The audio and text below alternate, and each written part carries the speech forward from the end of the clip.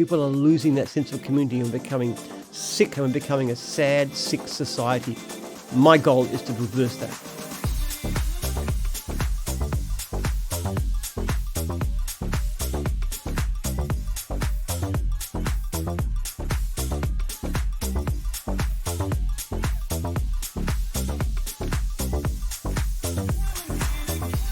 Welcome to another episode of Relentless Life on Your Terms. I'm super excited.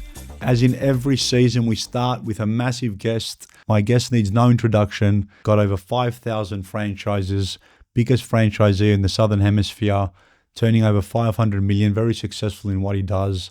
Can't wait to interview Jen Penman. Thank you for being on the podcast. Good to be here. Now, Jim, your story goes back now. I've read online as from 89, 82, 84, so I can't tell you exactly. I'm sure you can clarify, when did Jim's Mowing actually start?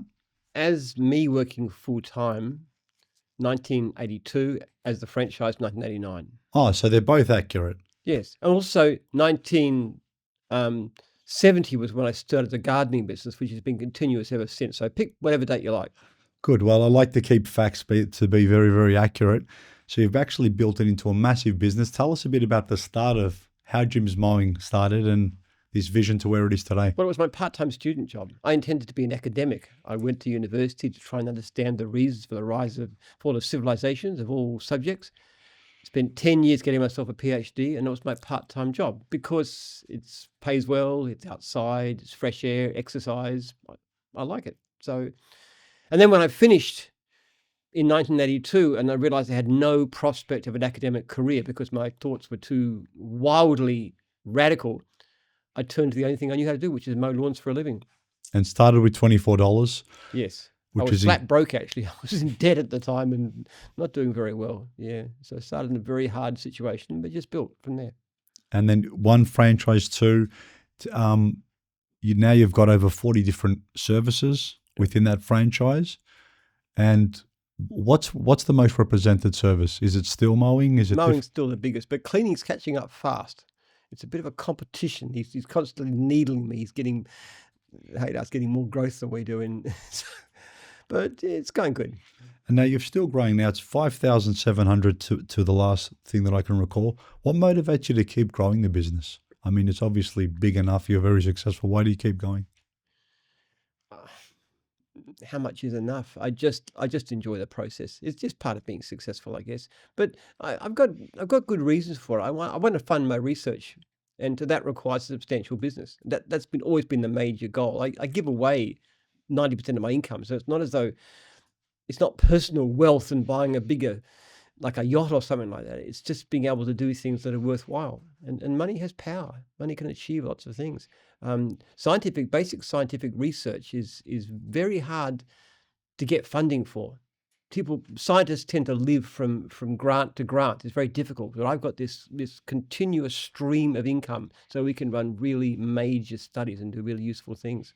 Now, when you originally started, that was to fund your research as well. Still is. And now it's obviously grown to a lot more. When we refer to research, what specifically are we talking about? Well, we're looking at basically neuroscience research. What we're seeing is there's a problem in society which you can be expressed in things like the plunging birth rate, rising deaths of despair, suicide, alcoholism, this kind of thing, depression, loss of community. There's a sort of toxic individualism that's really a sickness of society. Now, I believe from my research that's actually caused by wealth, by too much prosperity. So what we're doing is using rat models of mild food restriction to try and work out ways to restore a more healthy character. So basically, over the years, people are focusing a lot more on wealth, but not what's important. Yes. But I guess I think the rise of, social media and everything being more prevalent in your face so much more often, people are normalizing being obsessed in money or their definition of success, as opposed to, I guess, and I know you yourself, you've got 10 children, I've only got 4, so hopefully one day I can catch you there. In what's really important is that's having a family or teaching them values that they can instill in their next generations. Yeah. Look, it's a matter of priorities. People, when they say, why is the birth rate dropping? They say, because it's too expensive. Kids cost too much. Housing is expensive, careers, all kinds of things. That's not actually the reason, because when governments give subsidies like they do in much of the world, especially in East Asia and Eastern Europe, the more money you give somebody, they don't have more children. It's not money. In the past, back in the 50s, when we had the baby boom here, people had a lot more children now, even though by relative standards, they were a lot poorer. So it's not money as such, it's priorities. What's important to you? See, when I started having children, I was broke working as a lawn mowing contractor, okay? I didn't have money. I didn't have a house. I didn't even have a deposit for a house when I started. I just wanted kids. That was more important to me than anything else.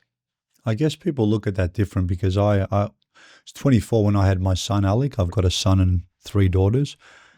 And I remember my friend's father, who's a beautiful man, never been successful in business. He's just always one of these people that's just unlucky, but a very good guy. But he was always positive and always struck me back. And I was about to have a kid and I said, I always wanted to have X property before I had a kid. He goes, running a business, Chris, or having a kid, it's never the right time. Just do it. Yep. Good advice. Do it, jump in, and you're going to figure it out. And for me, I remember when I started working in real estate, I've been in real estate for 25 years. I started my company 20 years ago. Just before my son was 1, I lost everything. I had to move back into my parents' house, and I started my company with a debt of $348,000 to what it is today. And the hardest part of that story was my son became deaf, got bacterial meningitis, hospitalized for 2.5 weeks. Everything hit me at once. But looking at my son, knowing that you can't quit, now's when you got to rebuild. I got back on the horse. I started my business and I just started growing it relentlessly just for my son, because if I wanted him to take one lesson away, it's don't quit, just keep going. And yeah, fortunately now he's fine. He's got 2 bionic implants. I can talk to him on the phone. He's working, he's happy, and everything's good. But I think furthermore to what you said, yes, kids are expensive and yes, all that, but it comes down to how important it is. And I wouldn't want to be here without kids personally. I enjoy what I do, but life has got to have a purpose. People think that the more and more money you have, better stuff, you'll be happier. It's not true, actually. Past a certain level, roughly Australian average income makes very little difference. What does make a difference to satisfaction is a life filled with purpose. Things like fitness and health, community, family, faith community. All these things really add to life satisfaction. They're a much better way forward than wealth as such. So this is Jim at 72. If you take me back to am I correct? 73. 73, sorry. I know it's in May. Actually, yeah, May, of course, sorry. If you take me back to Jim at 20 and 30, would you have said the same thing? Yeah, not as fluently. I never had the desire to become wealthy at all. I just believed in doing something to change the world, to make it a better place. That was always my purpose. I still don't live extravagantly. When my children were growing up, they had some sort of theoretical understanding that their parents were quite wealthy, but they didn't see it. They just lived ordinary lives, and they had pocket money, and they worked, and we lived ordinary lives. Not comfortable lives. We're not poor. But there's nothing strange about the way we live compared with anybody else. So no, I've always had that view. I've never felt that wealth itself was something worth chasing for its own sake. Now, I know you've had like literally thousands of franchises that you work with. Is there 1 or 2 stories that stand out in particular for you? So a life you might have changed or an impact that you might have had that you want to share with us? Well, Dan Cale's one of my proudest success stories. This is a guy who was a high school dropout, which is the kind of people say, that's the dregs of society. You'll never amount to anything. Hey, you're human garbage. And that's the attitude they have. He wasn't good as a student. He went to work for McDonald's, which is very good training. My younger son's actually gone to work at McDonald's. It's good. I'm very happy with that. About the age of 24, he bought a lawn mowing franchise with great trepidation. You're talking about $25,000. That's a lot of money for a struggling young man. Of course it is. And he was hugely successful. He actually built a business that turned over close to $1 million at its peak, and then sold that out, and is now one of our top franchisors. He's in his early 30s. But one of the greatest things about it is the fact of having some success. And also, I have to say, my example, he's actually had 2 more kids than he was going to have. And their middle names are actually David and James. I think that's about the greatest tribute you could possibly have. These kids were there indirectly because of me. Well, that's incredible. So, and I guess helping so many people with franchises and showing different way, but leading from the front, wanting to have more kids and having a lot of kids and doing all that research. I always think, personally for me, a great leader is, and don't do what I say, watch what I, do as I do, because that's the best way to lead from the front. Yes. People are very aware of hypocrisy. If what you say and what you do are different, they will spot it every time. Yeah, it's always good you don't listen to what people say, watch what they do. They're going to tell you, you just got to believe them. And I think if you lead like that. So any other stories from franchisees that started? Well, there's the one that starts with this book, actually, which I love. And it's about a guy who is a manager of a supermarket working very long hours. When he's just about to leave for work, he works very, very long hours. And his little son, 4-year-old, said to him, "Daddy, I wish you could have breakfast with us." That was it. That was it. was it. He said he drove to work, tears streaming down his face, quit the job, bought a franchise, a mowing franchise. And ever since then, he's been able to have breakfast with his son, and he's seen his son grow up. And I asked him once, "Do you ever thank your son for that comment?" And he said, "Every day." Because there's changed the nothing course that of could his have life. made up for not seeing his son growing up. To me, that's the essence of everything we believe in. Much more than, it's great to have the success stories, but the family stories are the best to me. That's the most heartwarming. But it's what you do with that success. Spend more time with your family, Yeah. give back to the community. But a lot of the most successful people I know aren't actually wealthy at all. There's a pastor in our church, a guy called Bill Malcolm.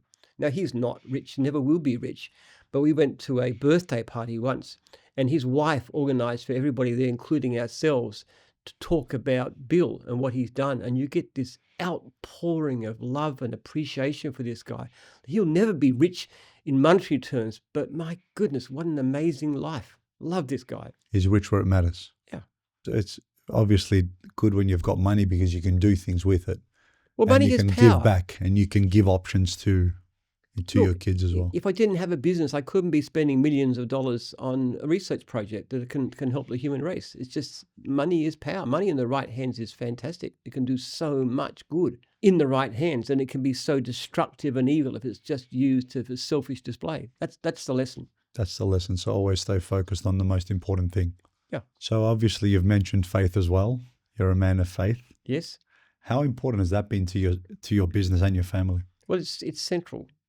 It's absolutely central to everything I am and everything I believe. You want to understand Jim's group, you couldn't comprehend it if you don't understand faith. For example, we have a view of servant leadership. Our first priority is the welfare of franchisee. We serve them, and I keep on telling you, you don't work for me. I work for you. I give my phone number, my email address to every one of my 5,500 franchisees, and I say to them again and again during training, contact me. And I meet them personally as far as so they'll have the confidence, and I encourage them and I write to them. So I really try and keep in contact. Servant leadership, where does that come from? It's Jesus, basically. This is Jesus washing his disciples' feet, which was a very radical act in first century Palestine. Washing feet was an extremely degraded, filthy job. It was a slave did that. It was the lowest of the low. Occasionally, a very revered rabbi, the disciples might wash his feet as a sign of respect. Jesus washed his disciples' feet. That was an extraordinary, radical thing to do.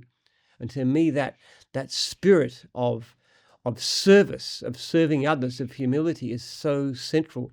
I'm actually in the process of listening to this book called Dominion, which is about the Christian church and talking about the radical way, the difference between the way that the pagans saw the lowly as being, contemptible scum beneath consideration, to the Christian view that we're all children of God, and how much difference that's made. And admittedly, we've often been imperfect in doing it, but the difference in attitude is extraordinary, and that is the Christian faith. And even people today who are humanists, they're really basically talking about it's Christianity without God, because their values are so clearly Christian that we don't even think about it. Like before Christianity, people used to think, you want to have a fun family outing. You know what you do? You go to the local arena and you see people being tortured and ripped apart by wild beasts and slaughtered in all kinds of imagination. And that was great entertainment. That was fun. That's what they thought. That was pre-Christianity. And babies we just left out to die. That was just normal. People didn't think twice about it. It was normal. Christianity came, Jesus came, And Christianity spread and became culturally dominant, and everything changed. And the world has been changed ever since. And obviously, that faith is credible, as I mentioned, shared with you before we went there. That's been a key for me, keeping me grounded, keeping me happy. But just, and my daughter said to me the other day, my oldest daughter Giselle, on the way through, and she goes, "Dad, I've got something to tell you." I go, "What is it, sweetie?" She goes, "You're going to be very proud of me." I said, "Whatever you say, I'm proud of you, sweetie, no matter what." She goes, "I'm going to start reading the Bible." Oh, wow, that's And great. I said to her, "You don't understand how happy I am that you said that, sweetheart, because for me, my kids see me go there, and I'd only take Giselle every second week for half an hour because I couldn't stay for the whole service. And I wanted them to slowly see me going and then slowly come to the church." And as when I was young in Cyprus, I remember my mum and dad's village in Doros, every Sunday the bell would ring and everyone would go to church. And somewhere along the way when I came here, I never lost my faith, but I wasn't as active as I now am. And over the last 3 years, it's actually, I can't tell you the difference, the impact it's had on me and my kids. And my kids are seeing it. And for my daughter to share that with me, I said to her, "You understand how happy that is." I researched some books, some easy Bibles to give her. Something, a message we heard last Sunday, which I've heard again, Christians don't flourish in isolation. We need to be part of community. It really isn't so much important what you believe, it's what you do about what you believe. And being part of a faith community is crucially important. We need community, and that is the best kind of community. That's people bonded together under the loving care of our Creator. Can I ask, and I know we're going from topic to topic, I can talk about all these things all day with you. When it comes to the business aspect and how you started, it was doing this for extra pocket money to fund your research, and then it just kept growing and growing. What are some of the key takeaways you had along that journey, and what can you share with someone that's aspiring to grow a business? There's two principles that I find are the most important ones of all. First of it, you've got to be passionate about customers. You've got to care deeply about how your customers see you. Not just logically, if I get better service, I can make more money, but emotionally. To me, I was very bad at almost everything in terms of business. I knew nothing. I had all sorts of reasons. I had personality issues, all kinds of things. But I was very passionate about my customers. So I was always trying to work out how can I do a better job?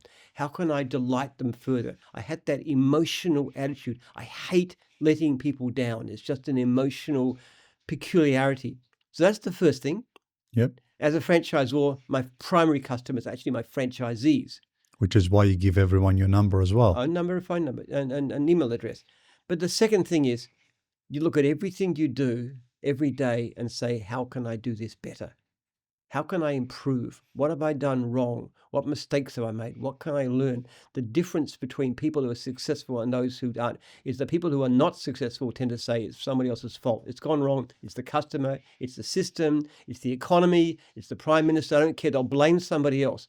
Somebody who is head of a success will say, what can I do? Because I can't control those things. I can only control myself. And you relentlessly, every day of my life, I ask myself the same question every day, Saturday, Sunday, holidays, Christmas Day. I never stop asking myself the question, how can I do better? How can we improve? It's an obsessional attitude. Those are the two things. So it's being curious, and it's a very stoic approach. And I love Stoicism, and I'm sure you read a lot about that as well. It's all they focus on is what they can control. There's nothing good, nothing bad. It's just how I respond. And I love that mentality, because you're always going to point. It's always reflection, not blaming other people. I think that's always very, very good. So research-wise as well, now I know you've written quite a few books. No other success. You've added some stories about some franchisees. Tell me a bit about these last two books in the current book that you're working on, please. The current book I'm working on is called Birth Rate Crisis. And it is about the change that's taking place in the world. The most obvious thing is the birth rate is plunging. In much of the world, basically all the wealthy world except Israel, the number of babies we're having is not nearly enough to replace population. In some areas, like in East Asia, it's absolutely catastrophic. It's like half or less. What does it have to be? You mentioned that 2.1. That's it. That's 2.1 children per woman. Okay. So in Australia, for example, I think we're about 1.5, 1.6 currently. That's so low. It's so low, but we're one of the better examples. Wow. Now, in somewhere like Japan, it's about 1.2 0.2, Taiwan 1.1, South Korea 0.7, It's having got to about be a third as 2.1. many children. So you've got this catastrophic fall in the birth rate. The good thing about this is people are starting to wake up and say, this is an issue. When you ask somebody why they're not having children, they always say money, resources, costs, childcare, all the rest of it. They give all these reasons. So what the governments do is they're piling on subsidies, but they don't have any impact. They're not even nudging the issue, not even raising the birth rate by the tiniest bit. None of them work. So people say it's money, it's not. What it is, it's priorities. If you have a character that prioritizes children, family, faith, community, you'll tend to have more children. If you have if your priorities are wealth, success, leisure, display, competition, you won't have children, or you'll have fewer.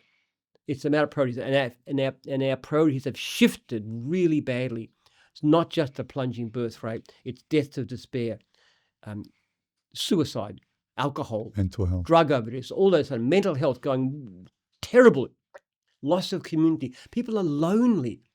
So many people don't have any close friends. The level of loneliness is rising dramatically. People are cut off from their communities. All communities are dying, not just churches, but other kinds of communities, like even like trade unions and friendly societies and masons, and they're all going downhill.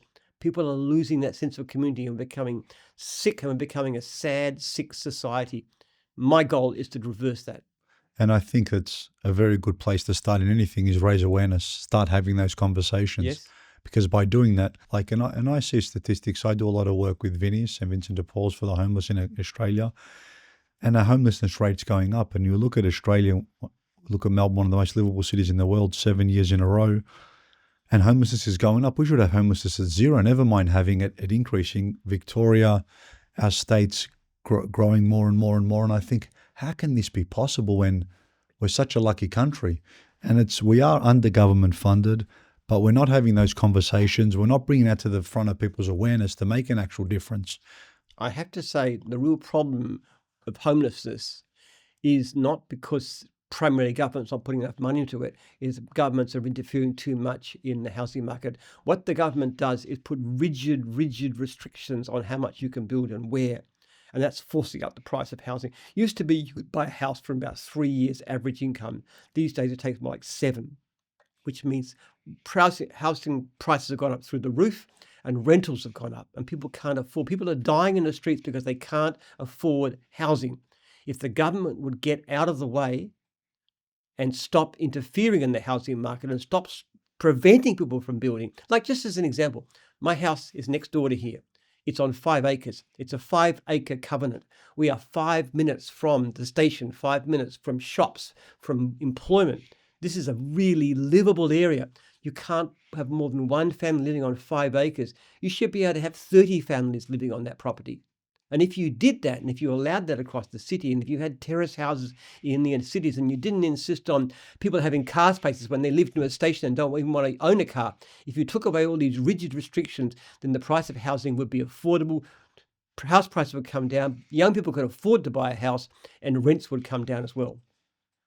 Look, I'm in real estate, so you're definitely talking my language. I'd like to ask you a question because you've obviously got 10 children. Helping them get into the property market on such a challenging environment when it comes to medium house prices being through the roof, average income as opposed to house, which you mentioned before, we're an aging population, 2/3 of the population are aging. You look back then, there was 30 workers to 1 pensioner, now there's 2 pensions to 1 worker, there's not enough money. Government saying work longer, put more into super.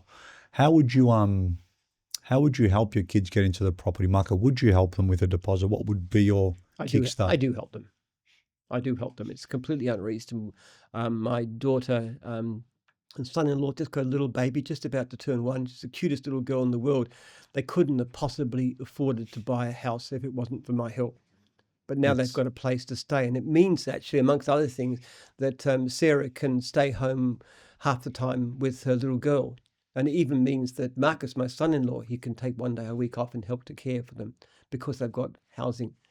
People shouldn't have to have a multi-millionaire father to be able to afford to buy a house. It's completely unfair and wrong. Yeah, I agree. Like my first deposit when I got into the market My father's got, I'm the youngest of four siblings, and he gave us all $30,000 as a wedding present. Now I was 19 and I go, Dad, the way I'm going, I'm never going to get married. I was 31, so I predicted that. I go, can I have the money early? Because inflation is going to take all the money. And can I have it now? He goes, what do you want it for, son? I go, I want to buy a car. He goes, no, find a piece of real estate and I'll give you the money. I actually started researching real estate and I found my first piece of a 3-bedroom townhouse in New South Wales, 3,900, and I became obsessed in the industry. My love for real estate grew from my father's advice, and I've been in real estate for 25 years now. And it wasn't the money. My dad could have gave me $500,000. I would have blown it. It was the 30,000 with the condition, this must go in real estate, that got me falling in love with real estate and changed my career trajectory in essence. And I always say to my father, it wasn't the money that you gave me that helped me. It was the condition. But I was lucky. Not many people have that opportunity to, their father can give them a deposit. My father helped all of us and he said, you'll have a deposit, but you need to work your butt off to pay the rest off. Well, my condition with my children is that you've got to actually be married and be having a child. Then I'll give you the money for your house. Because until that, quite often they do blow it. In your case, it worked out well, but I wouldn't give my children any money significantly until they want to settle down and have a kid. Then you need it. I was the luckiest because I was the youngest of four. So I saw all my siblings got married early. I don't know why I had that idea. I think I wanted to buy a car, but my father's a very religious and a very wise man. He worked at, he was a manager at Collins Booksellers back in the day when internet wasn't around, and he would read. He was the most avid reader I've ever known, because when he would recommend a book, he would actually read it. So it was always about reading and upskilling. And we grew up in a supermarket in Cyprus. So he taught me through working in the business when I was 13 years old. And I never had to talk about hard work because I saw my parents working so hard. They actually showed all of my siblings what hard work looked like, not saying working hard, which is very good. So the current book you mentioned, when's that expected to come out? Early next year. This is Birthright Crisis. The only reason it's pretty well finished, but we're doing a whole lot of experiments to do with things like looking at dopamine reaction systems in different animals and things to try and provide evidence for certain aspects of the theories. So there's probably about 6 months. 6 months away. And now that's I looked and there's quite a few books. That's your fourth book I can see, or more? There's more than that. I don't even count. There's that many. So mentioning giving back up to 90%, that means a lot to me personally, hearing that, because I think as leaders of the community, we should give back. We should lead by example. That's very, very evident through Reverend Tom, because that's what we do with Vinny's. So tell me a bit about giving back and what areas, what charities, and what are you involved in? Well, what I do, I have a very clear sense where God wants me to move in life. And I believe in the Bill Gates Foundation. The principle of that is what he does is he figures out what you can do with your money to do the most good. That's a question. I think it's a responsibility. Just to give money at random to anybody who catches your eye is not a very sensible way, because you can give to charities that do very little. Now, there's two things that I give to, only two things. One is my research program, because I believe that if we can make that work, it'll actually improve the life for billions of people. It will really change the world for the better. So that's the most important thing. I personally believe that is, and the only other thing I give is tithing. So basically, my position is this: I take about $300,000 a year, which is my personal income, which I tithe. That's pretty decent income. That's very comfortable income, but that's what we live on. Out of that, I tithe 10%. I spend roughly $3 million a year on my research, which I hope to increase next year quite significantly. You've got quite a significant team now doing all your research, don't you? Yes, we've got a very good team. I've got a terrific guy who's got Terry's got a long history. He's been a professor. He's got one very major research projects, and he's heading it up. We've got about 20 people working there. It's basically at La Trobe University in Melbourne. So what became your biggest passion just kept growing and growing to now you have a big team, and all that knowledge you share it through books mainly? That's, I assume, would be part of your next book? It's in the books, but the main search is to look for treatments. There's this change in character, this decline of character, which is causing the plunging birth rate, the decline of community, decline of faith, the rise in mental illness, suicides, death to despair, all this kind of thing. There's a change in character that's going on that's very, very deadly. and it's associated with wealth. We're understanding exactly how that works. What's the actual process that goes on? What's the change? It's a lot to do with the way the dopamine system works. Like if you understand, dopamine is the reward chemical of the brain. And if you do something that's pleasant, it gives you a surge of dopamine, which feels good. Now, if you do, for example, take something like cocaine, what it does is it gives a surge of dopamine to your brain, but it's too much. And what the brain does is it reacts to it by becoming less sensitive to dopamine, which means you need more and more of this stuff just to feel okay. And eventually you feel pretty bad because your dopamine system reaction is being shut down. Okay. Now that's essentially what's happening in the world today. People, because of wealth, because of the toxic individualism of society, because of the decline of faith, all these things is causing the dopamine systems to shut down. We need to work out a way to reverse that. And that will change character. So we're doing things like, for example, we've tested 1,000 different drugs in brain cells, little tiny things. It's an amazing system. It's all automated.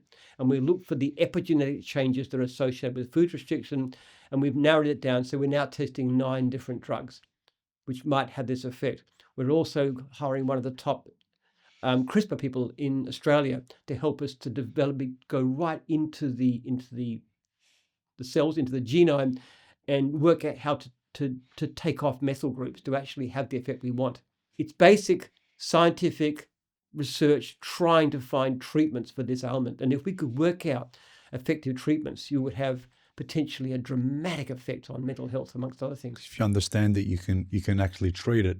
Yes. And you can understand. It's a treatment. It's based on looking at what food restriction does, mild food restriction, which is actually good for you, and how we can have the beneficial effects of that, and also to undermine and get rid of the bad effects in the past. We also have very strong significance for treatment of things like drug addiction and so forth, and alcoholism. You follow Andrew Huberman's work? He No. talks a lot about that stuff as well. I follow him a lot. He's very, very good. I guess, and there's another book that comes to mind, The Dopamine Effect, which is understanding all those things to why things trigger you. And what we spoke about before, habit loop, and it's just I'll put it down for a book to read. Dopamine Nation is one book that I've read that's very interesting about that. It's quite popularly written, but that was the one that actually alerted me to what was going on here. But beyond all of it, it's actually fascinating to understand why people do certain things, how you do break addiction, and when you understand addiction. And we spoke a lot about faith, and I studied. I was never big on drinking, but I wanted to know what the 12 steps and how and why people are successful and why they're not. And a lot of people relapse, and we're human beings, so we do relapse. But the people that didn't relapse or had the lowest or the high success for not relapsing were the ones that were found in faith and spiritualism, that they had something bigger to believe in. And when I read that, and that was at the time where I was really going to church every week, I really understood that, because I used to gamble a lot and do a lot of other things, and I had a lot of things that I go, how do I understand this, or how do I break it? And it was through going back and understanding what that habit loop is and how I could rewire my brain. And when I saw the faith thing, I thought, that makes so much sense. Well, the way I see it is God's the creator. He made us. He knows how we operate. If we listen to his rules, we'll be better off. Simple as that. If you wanted to fix your washing machine, okay, you wouldn't go to the car and get your Toyota manual and bring it back and try it, because it wouldn't work, would it? Whereas you go, if you want to fix your washing machine, which I wouldn't, because I'm hopeless to that kind of thing, but if I wanted to, I get the manual from the guy who made the washing machine. Well, God made us. The Bible is the maker's manual. No one's ever described it like that, but it makes perfect sense. When people say things that really resonate, of course, you're going to go to the manual, which is the Bible, which is Jesus, and all the stories will be there. And it does work too, because people will think, if I just do what I want to do, if I have sex with a person I feel like it, if I have a nice meal, if I take leisure, I do all the things I want to do immediately, I'll be happy. But it doesn't work. It's quite the opposite. In fact, if you look at all the research, scientific research, it shows the kind of thing that God asks us to do are actually good for us. Community, faith, family, those kind of things, sense of meaning, sense of purpose. That is what makes people happy, because that's the way we built. which requires discipline. It does require discipline, and discipline's hard, and it's very difficult. And I have problems with that as well, like we all do. I love chocolate, for example. Now, you get a jar of Nutella into the house, and I will sniff it out, and I will eat it. I just put my spoon in, and I cannot stop. So the only way to control that is you don't have it in the house. So I tell, don't buy this stuff. Don't buy chocolate biscuits. We have weaknesses. We all have weaknesses. As human beings, we all do. And if I took away anything from all my reading that I've done is, we are going to make mistakes. We are going to go backwards. We just need to understand them and try to get better. Because if you know better, you do better. And I think as human beings, we do the best we can with the level of consciousness we have at any given time. Yeah. And I think by being faithful, it increases our consciousness. Not that we're perfect, because there's only one man that's ever walked the planet that's perfect, that we're learning and we're trying to get better. I think it's an awareness of the fact that we are a failure is important. The one verse I really love is, if we say we have no sin, we deceive ourselves and the truth is not in us. But if we confess our sins to God, he is faithful and just to forgive us our sins and cleanse us from all unrighteousness. That is the principle. If we think we're not sinning, we've made a worse mistake and we're probably in a very bad situation. So you've got to be aware. And it's a constant struggle. It's never easy. I know when I'm running on the treadmill in the morning, which is something that I know that I should do. Sometimes it's difficult. Sometimes you don't want to, but you do that because it's the right thing to do. Because I need to keep my body and my mind healthy to do the things that God's got in mind for me. It's your vehicle to cultivate a good mind, to be able to run a good business and to keep going. Yeah. Because I ask, and Joel, the energy that the gentleman has is incredible. He shows up, he's very, very disciplined. And I'd love to think at your age or any age that I have those disciplines as well, and I can keep growing and inspiring other people, because I think that's a good gift you give back to the community and your family. Well, the striking thing is age matters a lot less than you think. Like, I'm 73, and that would have seemed incredibly old to me, but I'm so full of energy. I'm so full of passion and enjoyment of life and plans for the future. I've just got so much I want to do. You know, I'm walking and I just break into a run for the sheer joy of it. I just love it. And I love going to the supermarket because I'm lifting the bag full of whatever it is. And I like using my muscles. I like the weight of it. I enjoy gardening. I enjoy being active. I enjoy doing things. It's not like being old is supposed to be. But so many people get old unnecessarily. People can be old in their 50s because they stop being active and engaged with life. But I reckon you can stay young for a long time. I've probably got another 20 years to go based on what Google tells me of life expectancy. But I tell you what, if there's any medical advances around that can extend it, I will be first in line to get hold of them. There's a lot of people that are looking at aging, biohacking. It's become such a rising market and people are getting more interest. People are looking at alcoholism. People are drinking less because they're seeing that you're putting essentially poison in your body. So I think it's becoming a lot more on top of people's consciousness. Yes, certainly. I don't drink or smoke. I don't have coffee or tea because I don't think caffeine is a particularly good thing either. But it's also the mental side of it too. It's having a right attitude towards life, to what your sense of purpose is, your community. All these things matter. Being happily married, being involved in a faith community, those kind of things have a dramatic impact on your well-being, and that does affect having a longer life. I don't think having a very long life is really the point of it, though. It's a case of what you do with your life, how useful you are, what are you achieving. So it's the quality, but also the service to others. That's the point. That's the point of living. It really is to do something worthwhile. And you said something that really resonated with me. A lot of, I think, great leaders, they look at their team and they think that they work for them, not the other way around. And I think that's always, that for me is great leadership. Yeah. Because I work for my franchisees. Of course I do. Yes. Now, if this was the last thing you're going to share on a podcast, what would you like to share or say to our listeners? You've asked me so many good things. I think I hit the point. As I make the point to anybody, people ask me about business, and I tend to talk about things that are not business at all. But to you, they are, though. The faith and the family, they tie in, yeah? Yes. I think it's really a matter of just understanding how you live a good life. I am very interested in that subject. What is life for? We should live for some purpose. I love the parable of the talents. This idea is probably my favorite passage in all the scriptures. It's talking about people who are given a responsibility. They've got different levels of ability. You've got the man with the 5 talents, who's obviously very capable, and the man with the 2 talents, who's less capable, and the man with the 1 talent, who's least capable. The point of it is, what God's just asking to do is whatever ability we have, we use that. It doesn't matter how capable we are in a sense. It matters what we do with what God has given us. So it always comes back to, I guess, service to others, isn't it? Contribution to Yeah. others. And that is a secret of a meaningful, useful life. It's also a secret of a happy life.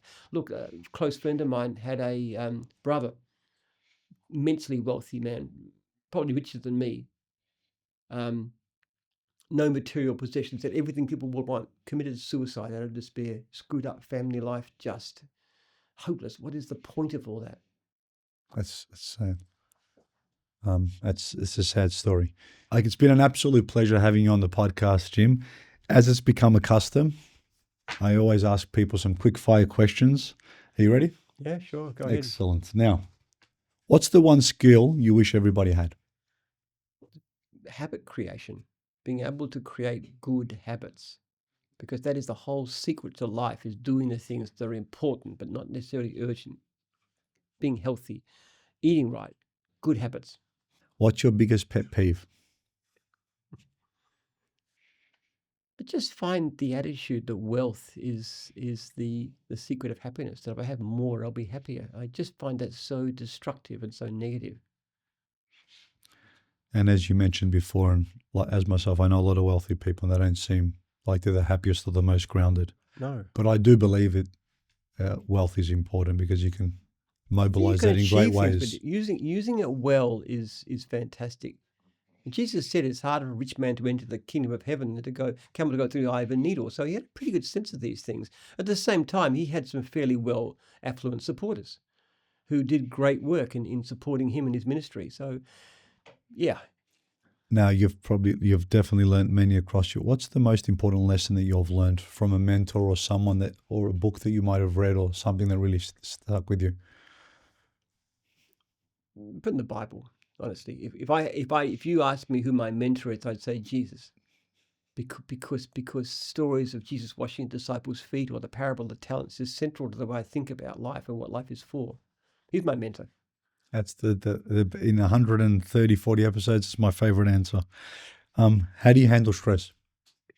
I don't get very stressed, actually. I really don't. I have a wonderful life. I exercise regularly. I spend time outdoors. I have an amazing wife, great kids.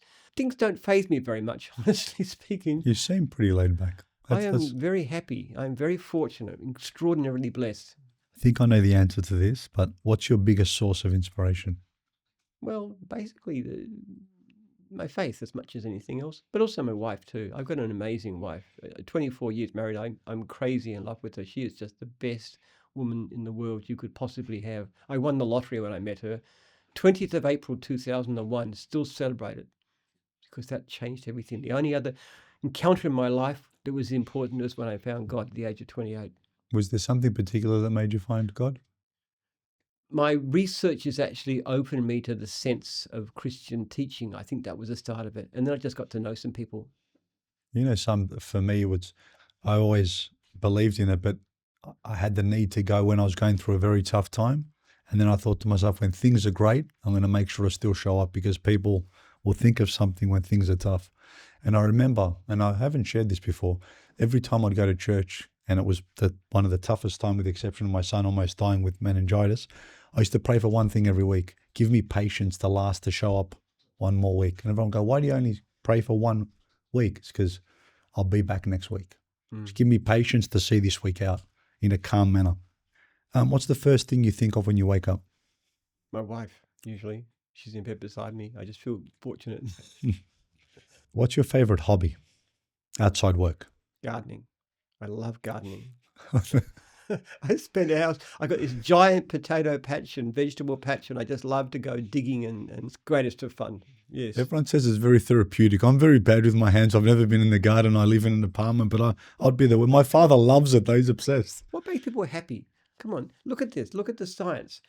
Being outside, physical exercise, contact with nature, having meaning and purpose to your life. I mean, gardening, You you tick could, every box. you it ticks every box. How could you have a better hobby than gardening?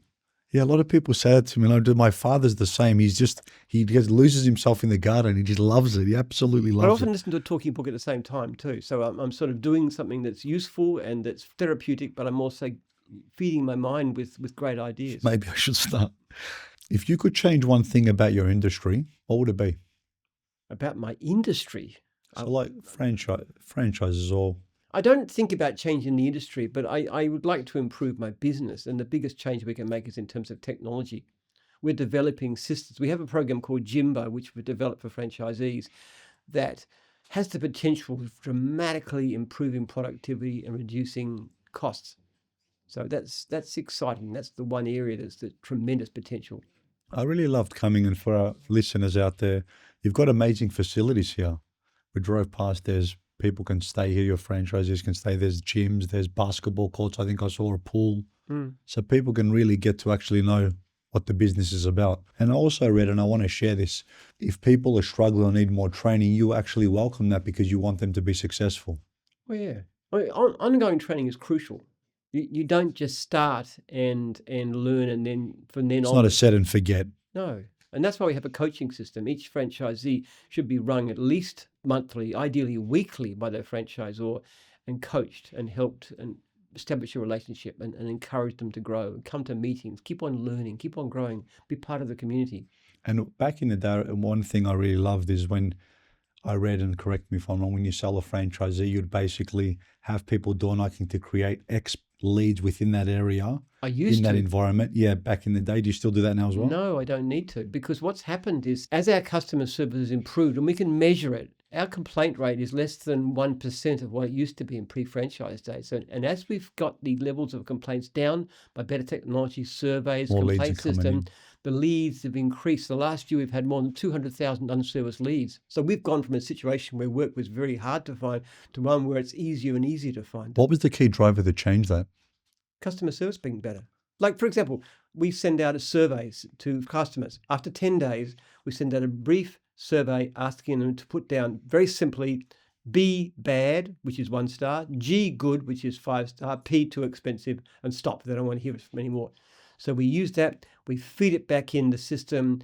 We then have a system to follow up. If there's complaints and stuff, we aim to solve them. We coach the franchisees. As we've done that, the complaints have gone down and down and down, and the leads have just risen and risen and risen. It's the one thing. We don't door knock anymore. We don't need to. But I'm saying, what a great way. I love old-fashioned sales because it generates outcomes. And I know as businesses grow and evolve, when I read that, I did door knocking telemarketing. For me, I love old-fashioned sales because I think it works. But I wanted to know what was the key difference, because to grow from that one. I'd much rather give such great service that people come flooding to use us. It also means that we have the strange situation. In every contract, there's an amount that has to be spent on advertising. Now, in the past, we often used to overspend it. Now we have an issue quite often where we can't spend it because the guys are so busy all year round. So we have to work out how to give it back to them. You know, you want a free conference, do you want stickers for your trailer, or give it back to you in cash, or not charge you advertising the next year. We have to do that because the advertising dollars is more than we need. And that's become through cost efficiencies, through client experience, basically. And now you mentioned technology. Basically through better customer service. As the complaints go down, the leads rise. I expected it to happen, but even I am startled how major the effect can be. And with new programs coming out, with new systems, I would expect and hope that our complaint rate is going to be down to half within the next year. And when we do that, we'll see the level of leads rising even faster. And you've got, obviously, it must play a massive difference to have a 40-year tenure in an industry. Yes. Well, yes. For credibility's sake, for every sake, you're here to stay. You're growing, and people recognise that. They call us because they understand that we are still going to be around. If you get something like a fence done or a solar panels or what, you know, if you call an independent, something goes wrong down the track a bit, a couple of years, what do you do? Are you even there? There's nothing you can do. With us, you call on us, we'll meet the warranty, even if the franchisee concerned has left the company. If he's dead, if he's left, it doesn't matter. We will look after you because you're a Jim's customer. Because you're part of the Jim's brand. Yeah. That's fantastic. How do you stay calm when you're under a lot of pressure? I don't feel the pressure. I enjoy it. I love it. You know, the hardest time of the year for me is during Christmas and New Year when the office shuts down. I find it very hard to cope. I actually take my family to go down to the beach. There's well extended. There's masses of us by now, and that's good. But it's very hard for me not to be working. I got to say, I find it difficult. So you need to be working and serving people and Yeah, I'm helping. notorious. I don't like holidays. I really dislike holidays. I tried like a bit easy at the weekend. I'd love to keep the Sabbath, but I can't. I just can't. It's just too tempting to work. So So it comes down to loving that. I love seeing that because I love what I do. It's a very fun job. It's a very meaningful job. was that always from the start, Jim? You felt that way? Was it growing as your business was growing and as things were having more impact? I always enjoyed mowing lawns. Oh, it's a great job. I really do. I really did enjoy it. There's a lot of satisfaction. You go into a place and you make it look really neat and satisfactory. It's very enjoyable. So, I mean, I'm crazy. People often ask me which franchise should I go into, and I say, what do you like doing? Don't ask me where you can make the most money. Work out where you can have the most joy, and you'll probably make the most money there too. Because one's gonna come after the other. You've got over 40 services now, and cleaning, mowing. What are the top 5 services? Test and tag would be up there. Building inspections, pool care's pretty good. A lot of things like window cleaning. Laundry's going very well. Actually, you put me on the if I tried to name all 40 services, I'd have a great deal of trouble thinking them all out. I think a lot of, the other day I was driving, going to the office, and I looked to the side and I saw one of your trucks. I go, wow, it's a sign literally beside me down the Botanical. There you go. Fencing's a good one too. Yeah, there's a few handyman, pest control. I kind of have to ask you because you said you don't like vacating that much. What would be your dream vacation? Got to my farm. Dig potatoes. Now, I don't say it's a dream though, but that's what I like to do with my off time. I enjoy that. it's custom on our, I always ask people on a scale of 1 to 10, Jim, how much have you enjoyed being on the podcast? 10. That's good. Thank you very much. Like, share, and subscribe. It's been an absolute pleasure. Thank you so much for being on our podcast, Jim. Thank you.